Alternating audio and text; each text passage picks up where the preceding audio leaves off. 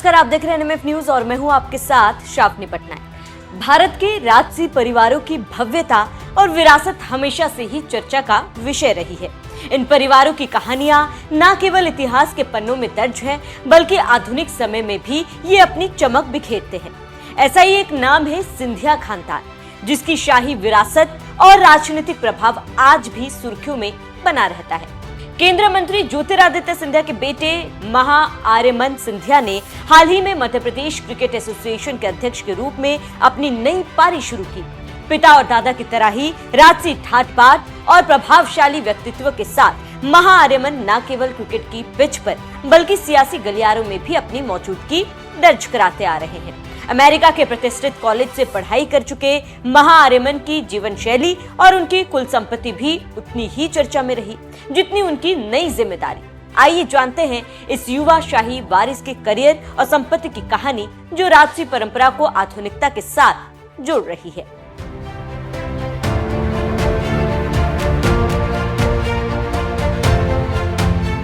केंद्रीय मंत्री ज्योतिरादित्य सिंधिया के बेटे महा आर्यमन इन दिनों सुर्खियों में हैं। मध्य प्रदेश क्रिकेट एसोसिएशन के अध्यक्ष के तौर पर हाल ही में उनकी ताजपोशी हुई।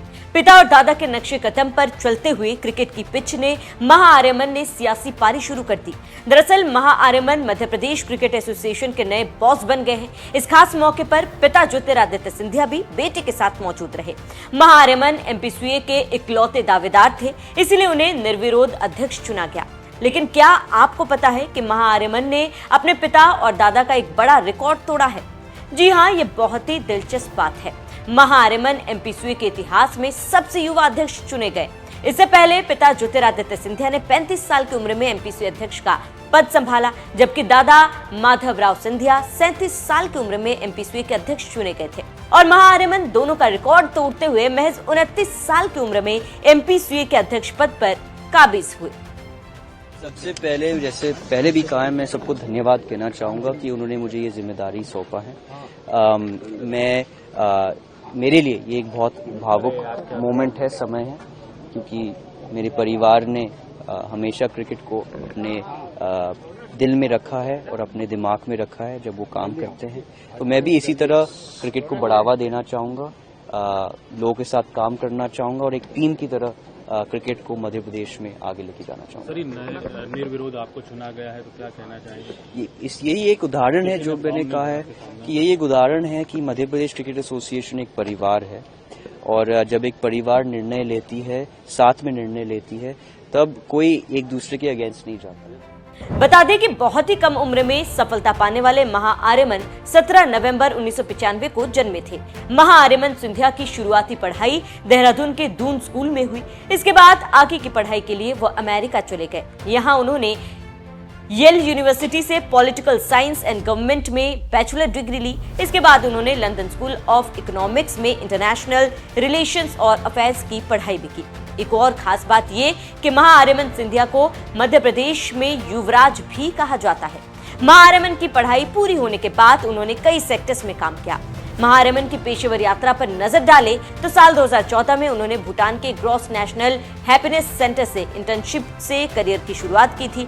इसके बाद उन्होंने नई दिल्ली के वित्त मंत्रालय, लंदन की क्रिस्टीज UIDAI, सॉफ्ट बैंक और न्यूयॉर्क की मैक्रो एडवाइजरी पार्टनर्स में इंटर्नशिप की थी। 2019 से 2021 तक महा आर्यमन मुंबई में बॉस्टन कंसल्टिंग ग्रुप में एसोसिएट के रूप में कार्यरत थे। इसके अलावा उन्होंने अंडरसाउंड्स एंटरटेनमेंट और जय विलास पैलेस के निदेशक के रूप में भी काम किया। 2022 में उन्होंने कुबेर AI लॉन्च किया और 2024 में इथारा AI की स्थापना की।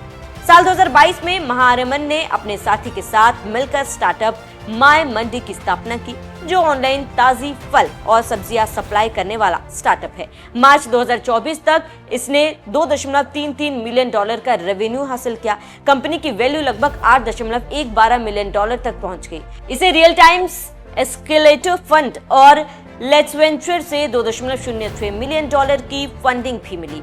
रतन टाटा भी इसके निवेशकों में शामिल रहे। महा आर्यमन को बहुत ही कम समय में सफलता मिली। 2022 में महा Aryaman Gwalior division cricket association के उपाध्यक्ष बने। इसी साल उन्हें एमपीसीए की लाइफ टाइम सदस्यता भी मिली। साल 2024 में उन्होंने मध्य प्रदेश T20 लीग की शुरुआत की। इसके बाद 2025 में उन्हें एमपीसीए का अध्यक्ष चुना गया और वो सबसे यंग अध्यक्ष बन गए। अब वो बात जो हर कोई जानने की इच्छुक रखता है वो ये कि आखिर इतने बड़े शाही परिवार से आने वाले महाआर्यमन का नेटवर्थ कितना है या उनकी कितनी संपत्ति है। दरअसल सिंधिया परिवार ग्वालियर के जय विलास पैलेस में रहते हैं, जिसकी अनुमानित कीमत 4000 करोड़ रुपए है। 15 एकड़ में फैले इस महल में 400 से ज्यादा कमरे हैं। इनमें 560 किलो सोना, फ्रेंच और फारसी कलाकृतियां, चांदी के रथ और चांदी की ट्रेन भी है। महाआर्यमन ने इंटरनेशनल एजुकेशन व्यावसायिक पहल और अब क्रिकेट प्रशासन में नेतृत्व के साथ अपने परिवार की विरासत को आगे बढ़ाया, साथ साथ अपनी अलग पहचान भी बनाई। महाआर्यमन सिंधिया की कहानी शाही ठाठ और आज के जमाने की कामयाबी का शानदार मेल है। ग्वालियर के जय विलास पैलेस की चमक को बरकरार रखते हुए उन्होंने पढ़ाई, बिजनेस और अब क्रिकेट की दुनिया में अपनी धाक जमाई। सिर्फ 29 साल की उम्र में मध्य प्रदेश क्रिकेट एसोसिएशन के सबसे युवा अध्यक्ष बनकर उन्होंने अपने पिता और दादा का रिकॉर्ड तोड़ दिया। माय मंडी जैसे स्टार्टअप के साथ उन्होंने दिखाया कि वे पुरानी विरासत को नए रंग में ढाल सकते हैं। 4000 करोड़ की संपत्ति और उनकी मेहनत की चमक उन्हें युवाओं के लिए एक मिसाल बनाती है। महाआर्यमन का ये सफर बताता है कि जड़ों को थामे रखकर भी नई ऊंचाइयों को छुआ जा सकता है। तो दोस्तों, इस कहानी पर आपका क्या कहना है, हमें कमेंट कर जरूर बताएं। साथ ही आप बने रहे NMF न्यूज के साथ।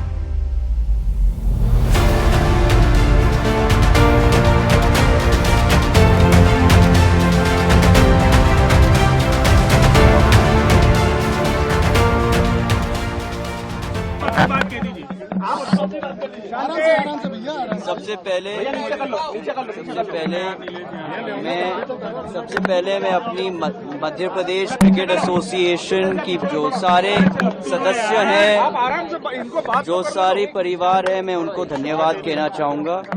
उन्होंने मुझे ये जिम्मेदारी दी है, उसके लिए मैं उनको बहुत बहुत धन्यवाद कहना चाहूँगा। जो हमारी टीम है जो आज आई है सामने, मैं उनको भी शुभकामनाएं देना चाहूँगा।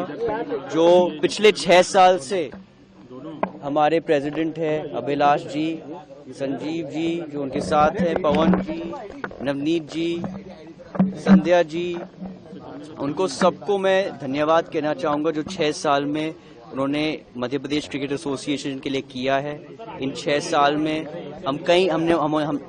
हमारे प्रदेश ने कई चीजें जीती हैं। हमारी रणजी ट्रॉफी, विमेंस ट्रॉफी पिछले साल, हमारा एक बहुत खूबसूरत म्यूजियम भी शामिल हुआ है जो कहीं भी देश में नहीं है। तो मैं उन सबको बहुत बहुत धन्यवाद कहना चाहूँगा जिस तरीके के साथ प्यार से उन्होंने क्रिकेट को बढ़ावा दिया है मध्य प्रदेश में। उनसे सीख लेके मेरा भी यही विश्वास है कि हम भी मध्य प्रदेश क्रिकेट एसोसिएशन को आगे लेके जाएंगे और पूरे देश में नंबर 1 बनाएंगे। मेरे लिए एक बहुत भावुक समय भी है, क्योंकि यही पद जो है मेरे दादाजी माधवराव सिंधिया जी, मेरे पिता ज्योतिरादित्य सिंधिया जी ने भी इसमें काम किया था और अब मुझे ये मौका मिल रहा है। तो ये मेरे लिए एक बहुत भावुक समय भी है। जी, ये एक उदाहरण है कि मध्य प्रदेश क्रिकेट एसोसिएशन एक परिवार है और एक परिवार हमेशा एक साथ हाथ में हाथ मिला के एक निर्णय लेती है। तो यही भी एक उदाहरण है कि पूरे देश में एक ही मध्य प्रदेश क्रिकेट एसोसिएशन है जो जिस तरीके के साथ पारिवारिक संबंध के साथ चुनाव भी कर सकते हैं। देखिए, हमारा विजन हमेशा रहा है कि हम ग्रामीण स्तर पे क्रिकेट को बढ़ावा दें। हम अपनी बेटियां जो हैं, अपनी बहन जो हैं, उनको एक मौका दें, महिलाओं को बढ़ावा दें। उसके साथ साथ हम चाहते हैं कि हर एक डिवीजन, हर एक डिस्ट्रिक्ट को भी हमारे पास लाया जाए ताकि हम उनके जो मुश्किल हैं, उनकी कठिनाई हैं, वो भी समझें और कुछ उनके लिए लाभू लेके आएं। तो यही है हमारा 2-3 जो काम है जिसमें हम काम करना चाहते हैं। और हम जिस तरीके के साथ हमारे पिछले प्रेसिडेंट अभिलाष जी और टीम ने प्यार से काम किया है, उसी तरीके के साथ हम भी प्यार के साथ जनता के साथ काम करना चाहेंगे। क्रिकेट बहुत दिनों से इंदौर से कहीं न कहीं दूर नजर आ रहा है। जी, ये चैलेंज रहेगा या इसमें किस तरीके से वर्कआउट? नहीं, ये चैलेंज नहीं रहेगा। ये अब हमारी जो विमेंस वर्ल्ड कप आ रही है, अब बिल्कुल अगले महीने यहाँ पे भी मैचेस होंगे, तो आप देखते जाइएगा। हर साल कुछ ना कुछ आपके लिए लेके ये आए। आईपीएल माना जा सकता है, आने वाला आईपीएल सीजन इंदौर में देखने को मिलेगा। मैं अभी इस पे बात नहीं कर पाऊंगा, लेकिन कहीं ज्यादा पोटेंशियल हम देख रहे हैं। रजत पाटीदार, वेंकटेश जी, कई सारे खिलाड़ी हैं जो कहीं अच्छा परफॉर्मेंस कर रहे हैं। बहुत सारे और खिलाड़ी हैं ग्रामीण, जैसे कि आपने कहा जी, ग्रामीण, उनके लिए सर्चिंग के लिए या ऐसा कोई कैंप चलाएं? नहीं, बिल्कुल हम स्काउटिंग सिस्टम्स करेंगे, और अभी भी स्काउटिंग सिस्टम्स हैं, ऐसे नहीं कि नहीं है, लेकिन हम उसको और मजबूत करवाएंगे और हर जिले में जाके समझेंगे कि कैसे चल रहा है काम। तो यही है हमारा उद्देश्य कि पहले समझना है और उसके बाद समाधान आगे लेके आना है। Thank you.